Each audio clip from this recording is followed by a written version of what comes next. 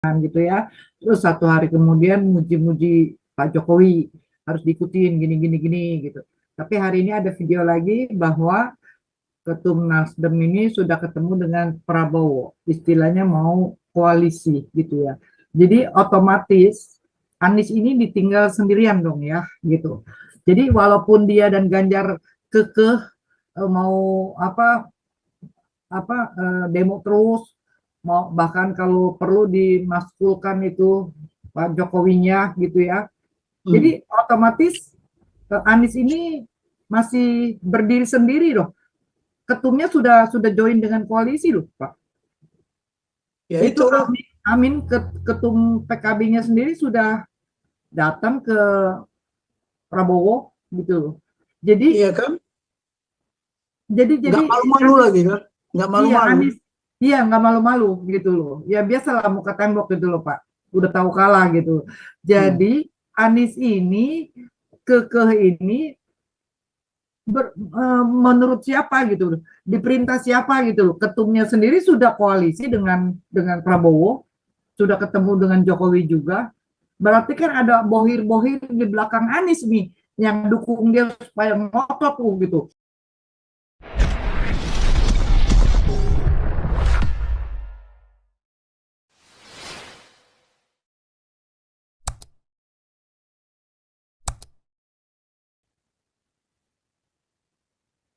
Silakan. Yang menyusahkan rakyat. Ya, Belen langsung. Shalom Pak Tobi. Yuk. Saya mau tanya ini Pak Tobi. Ya. Hasil Pilpres ini apakah sesuai dengan konstitusi atau tidak? Terus kenapa ya tidak? Ya tidak. Karena jadi, konstitusi kita itu mengharuskan bahwa pemilihan umum itu berdasarkan kedaulatan rakyat. Kedaulatan rakyat melalui permusyawaratan perwakilan. Sudah tidak, karena sudah dirusak semua konstitusi kita itu. Nah, walaupun tersuratnya nggak dirusak, tapi jabaran dari itu dirusak. Dulu selama pemilihan umum melalui permusyawaratan perwakilan ada yang berkelahi? Enggak. Iya, tidak ada. Enggak ada. Sekarang ini coba, benturan semua. Bahkan saya jadi heran. Ya, purnawirawan TNI itu terbagi tiga. Terbagi tiga. Ada di si Anies, ada di Pak Prabowo, ada di si Ganjar. Cobalah, terbagi tiga. Kenapa? Tidak berfokus kepada konstitusi. Itu. Karena dulu peranggapan kalau dibikin pemilihan langsung, maka mayoritas bisa berkuasa. Ternyata tidak juga kan? Karena tidak juga. Karena kita melanggar prinsip yang sudah kita rumuskan bersama. Paradigma, ya, cara kerangka landasan berpikir, cara kita memahami kehidupan di mana kita hidup. Kita udah sepakat Pancasila satu-satunya ideologi. Tapi tidak, contoh ini, ya kan, ini kan ingin membangkitkan khilafah lagi. Iya. Ya, karena mereka mayoritas. Nah, nanti kita putar lagi lah, ya kan. Tapi gagal nggak? Gagal. Karena tidak apa? Tidak diizinkan Tuhan. Karena suara hati nurani bangsa Indonesia jangan karena mayoritas atau minoritas. Yang minoritas saja pun kalau militan tidak bisa diganggu cara berpikirnya. Coba aja lah ya nanti. Saya kan bilang what if? Jika, tapi bisa juga tidak terjadi kan. Jika terjadi, jika tidak ya nggak apa-apa. Kalau jika terjadi, sekarang contohlah, elit-elit politiknya harus berpikir mana dia lebih pentingkan kepentingan partainya atau kepentingan nasional.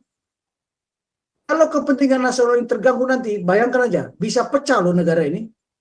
Jelas Kalimantan, jelas Papua, jelas Maluku. Makanya lihatlah, si Anies kalah di mana? Di Kalimantan kan, udah bisa dibaca. Enggak kan? Di Jawa Timur. Dia cuma menang di Aceh sama di Padang. Sumatera Barat. Iya. Sumatera Barat. Yang lain kalah. Nah, itu makanya bahkan ada tidak sampai 20%, kan 15%.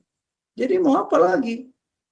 Jadi sekarang kan Pak Jokowi sama Pak Prabowo bagaimana dia merangkul? Kan dulu pidatonya itu apa? Saya akan merangkul semua. Yang mau dirangkul, yang nggak mau dirangkul biarkan aja dia mati terjepit di situ. Iya. Karena ya saya katakan beginilah. Ada kepentingan pribadi. Kalau kita fokus kepada Undang-Undang Dasar 45, kalau kita fokus kepada Pancasila, itu sudah pasti tidak ada lagi kepentingan pribadi, kepentingan bangsa. Sekarang kita bicara kepentingan nasional. Itulah nasionalisme. Apa kepentingan nasional? Mungkin para elit politik ini juga belum menguasai ini apa yang disebut, apa makna yang terkandung di dalam pembukaan yang saya uraikan tadi panjang lebar. Mungkin dia belum ngerti. Banyak taunya Pancasila, 5 sila, 1 gitu, 2, 3, 4. Tapi maknanya dia nggak ngerti. Saya udah ikut partai 3 macam, Bu Ellen. Pertama partai saya menjadi anggotanya Pak Surya Paloh. Saya pertama di situ saya masuk, saya diangkat jadi wakil Bapilu lagi. Wakilnya Pak Peri Mursidan Baldam yang jadi Menteri ATR yang sekarang udah keluar juga. Kemudian ke Hanura, saya ikut lagi Pak Wiranto. Yang ketiga, saya ikut lagi Perindo Haritano. Ya gitulah perebutan kekuasaan. Tapi cara-caranya nggak elegan gitu loh. Makanya makin lama makin nggak karuan partai itu. Ya kan? Pak Tobing, kan 2 hari lalu Pak Bewok itu, aduh sampai lupa saya namanya, Menghadap presiden. Ya, menghadap presiden, sudah cium tangan gitu ya. Terus 1 hari kemudian muji-muji Pak Jokowi, harus diikutin gini gitu. Tapi hari ini ada video lagi bahwa Ketum Nasdem ini sudah ketemu dengan Prabowo, istilahnya mau koalisi gitu ya. Jadi otomatis Anies ini ditinggal sendirian dong ya gitu. Jadi walaupun dia dan Ganjar kekeh mau demo terus, mau bahkan kalau perlu dimaskulkan itu Pak Jokowinya gitu ya. Jadi otomatis Anies ini masih berdiri sendiri loh. Ketumnya sudah join dengan koalisi loh, Pak. Ya itu Amin ketum PKB-nya sendiri sudah datang ke Prabowo gitu. Jadi iya kan? Jadi nggak malu-malu lagi kan? Nggak malu-malu. Iya, nggak malu-malu gitu loh. Ya biasalah muka tembok gitu loh, Pak. Udah tahu kalah gitu. Jadi Anies ini kekeh ini menurut siapa gitu, diperintah siapa gitu. Ketumnya sendiri sudah koalisi dengan Prabowo, sudah ketemu dengan Jokowi juga. Berarti kan ada bohir-bohir di belakang Anies nih yang dukung dia supaya ngotot gitu, maju terus, demo terus gitu. Kira-kira begitu kali ya, Pak? Iya. Ya begitulah, itulah yang terjadi.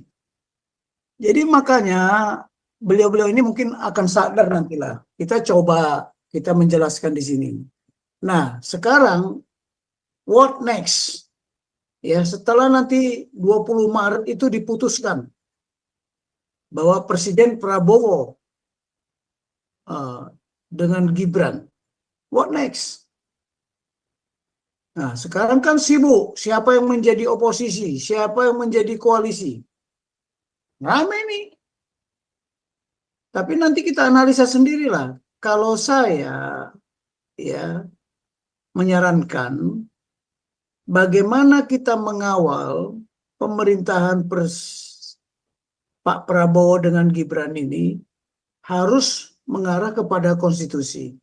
Sehingga oposisi itu tidak ada celah untuk tidak setuju. Ya kan? Setiap pengambilan keputusan itu harus berdasarkan konstitusi. Inilah yang akan saya buat bukunya supaya negarawan itu tahu Tapi dia harus paham dulu apa yang terkandung di pokok-pokok pikiran Undang-Undang Dasar itu. Ya, mana yang kalau perlu diamandemen lagi. Ya, diamandemen lagi mana yang tidak benar gitu loh. Ya. Jadi amandemen itu jangan di batang tubuh, jangan di pembukaan, tapi dia menjadi lampiran. Coba sekarang Undang-Undang Dasar kita, ada penjelasannya? Nggak ada. Nggak ada penjelasannya. Jadi seperti apa yang saya jelaskan ini harusnya dilampirkan di belakang itu. Penjelasan, lampiran. Mana ngerti? Coba tanya anak-anak muda sekarang. Buka buku Undang-Undang Dasar 45 itu. Tahu nggak dia?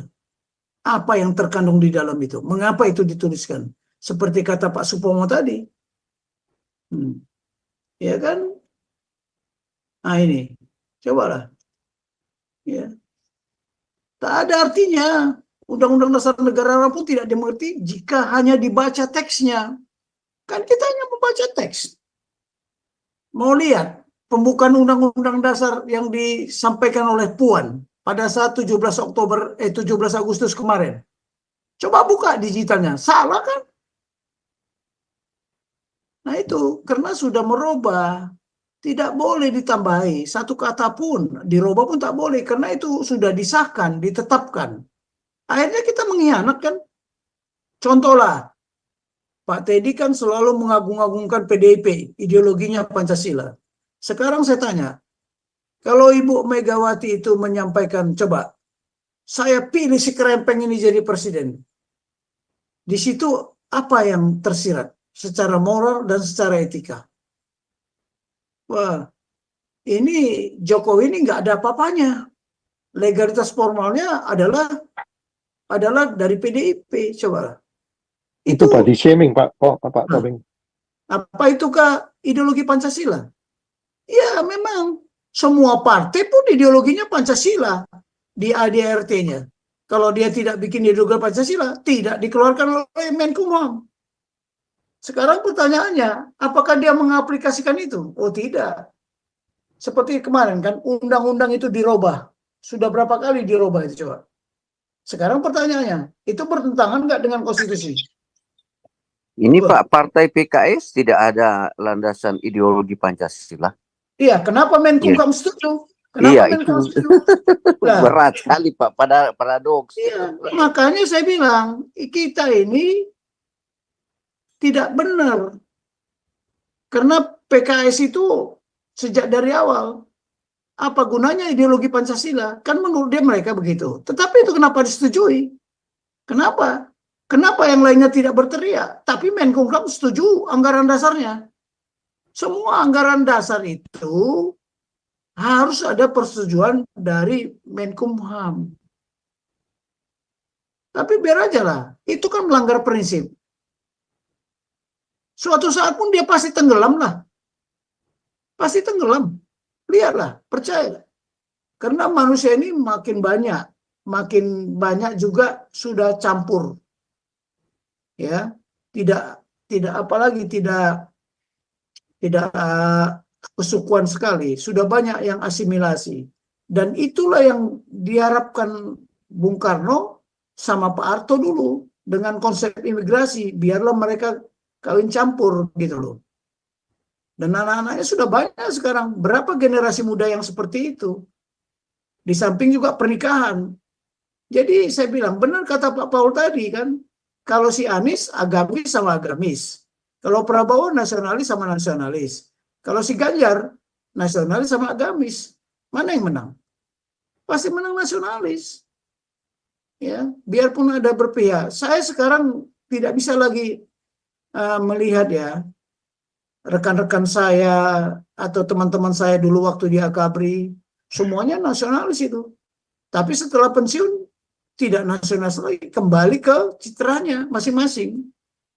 Makanya kita harus memperjuangkanlah, karena nasionalisme inilah pusat kekuatan yang paling powerful ya di abad modern ini. Jepang pun sekarang menanamkan nasionalisme, Korea juga begitu. Cobalah terjadi krisis, apa yang terjadi? Nasionalis kan. Tidak akan mengekspor barang-barangnya, keperluan dalam negeri juga mereka butuh. Ya kan? Dan ini tidak disadari oleh bangsa Indonesia ini. Permasalahannya di mana? Di undang-undang, pengaturan undang-undang ini. Nah, saya beritahu aja lah. Sekarang kita ini berpikir bagaimana mengawal pemerintahan yang ke depan supaya tidak banyak ya oposisi ini membantainya. Itulah. Check and balance-nya itu gunakanlah konstitusi, gunakan Pancasila. Saya yakin karena prinsip-prinsip ini kan dibangun oleh para founding fathers, para pendiri bangsa. Ya, kita ini apa? Itulah. Kita ini apa? Hanya meneruskan aja berkelahi. Ya, memang sudah kodratnya seperti itu. Ya mau diapain? Ya kita tunggu saja sampai kapan negara ini bisa bertahan tetap utuh. Kan itu. Makanya kan saya masukkan di tujuan nasional itu apa? Keutuhan dan tetap tegaknya negara kesatuan Republik Indonesia. Ya. Dan utuhnya jati diri bangsa yang Pancasilais. Kalau PKS nggak mau, biar aja. Dia bagian pengkhianat. Saya beritahu ya, pengkhianat konstitusi di negara mana pun hukumannya gantung loh. Makanya kan saya tanya sekarang, karena komentar mereka Jokowi melanggar konstitusi. Yang mana dilanggar konstitusinya? Dari amanat pembukaan sampai batang tubuh. Apa? Dia cuman apa? Tidak setuju, tidak sepakat dengan undang-undang itu. Tapi apakah dia yang mengajukan? Kan orang lain yang mengajukan. Jadi nggak akan menang, dibawa ke pengadilan manapun mereka nggak akan menang. Sekarang mereka sudah mulai sadar hasil real Queen ya kalau kemarin hitungan cepat mereka tidak sependapat, katanya itu diadakan gitu kan. Tapi pada tahun-tahun yang lalu kok dia juga memakai itu. Sekarang real Queen pun juga ternyata si Anies juga kalah, si Ganjar lagi, ya kan tetap aja unggul. Jadi memang betul kata Pak Paul tadi, pemilu ini memang aneh. 3 kontestannya, tapi kok bisa melebihi target 60%. Cobalah. Ya paling mundur kalaupun nanti ada margin error, itu paling turun 2 atau 3. Tapi dia tetap jadi pemenang. Kalau dia jadi pemenang, apalagi?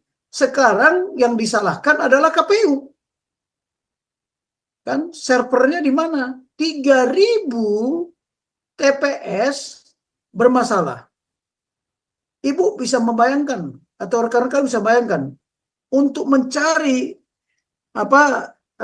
curangan atau tidak curang dari 3.000 TPS berapa lama? Nah, bisa 2 periode presiden itu pun belum selesai. Nah, sekarang servernya katanya ada di luar negeri. Nah, gimana ini? Nah, ini kesalahan negara juga lah. Harusnya sudah berapa kali kita pemilihan langsung ini? Ini pemilihan langsung yang ke-6. Selama ini apa kerjanya negara? Supaya bagaimana sistem dari pemilihan umum ini bisa tertib, yang dikatakannya jujur, adil, rahasia, ya kan? Kalau zaman Pak Harto dulu itu malah ada tambah lagi, ada terbuka, jujur, adil, dan rahasia umum, ya kan? Jadi ini keterbukaan, tapi dibuka kok. Habis kita memilih itu kan dirapatkan di situ, dihitung suara untuk Presiden Jokowi berapa, Presiden Prabowo berapa, Anies berapa, Ganjar berapa, dihitung kok. Ada saksi, ya saksi dari macam-macam partai, ada dari Bawaslu di situ, ditandatanganin. Lah itu dikomentasikan. Nah sekarang di mana kesalahan itu? Berarti kesalahannya di server. Jadi jangan sampai nanti, kan ini komentar pihak yang melawan ini, yang kalah ini kan bahwa sudah terstruktur TSM, sistematis, masif. Ya buktikan itu. Membuktikannya bagaimana? Ya mesti diaudit lah KPU itu. Mesti diaudit.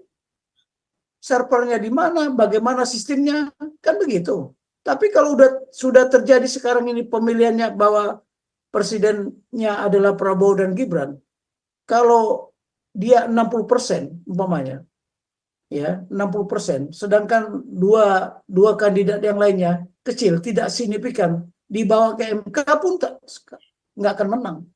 Karena Kecuali tidak chaos, Pak Tobing. Iya. Mereka Jawaban- bikin makar, Pak. Iya. Satunya makar, Pak. Nah, itu kan ada indikasinya.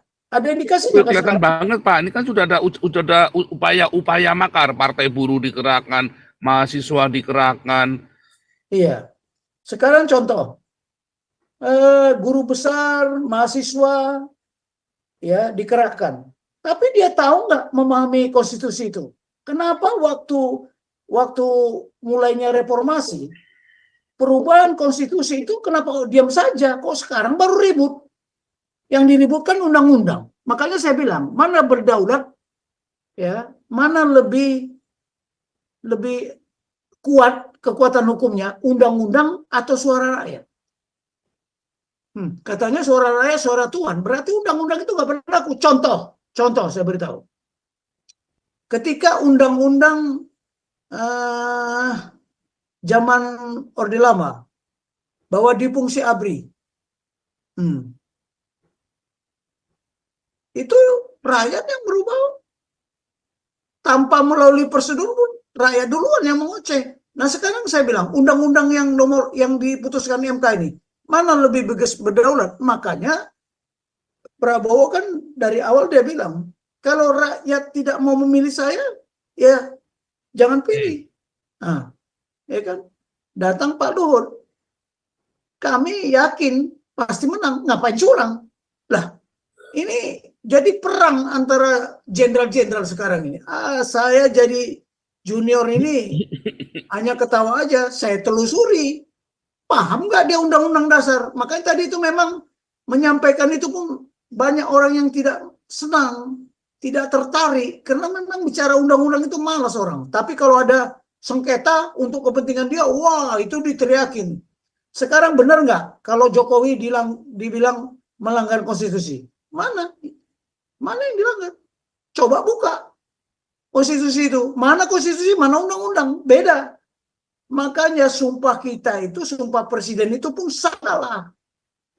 Ya, di situ kan hanya menjalankan konstitusi dan undang-undang dan perundangan-undangan lainnya.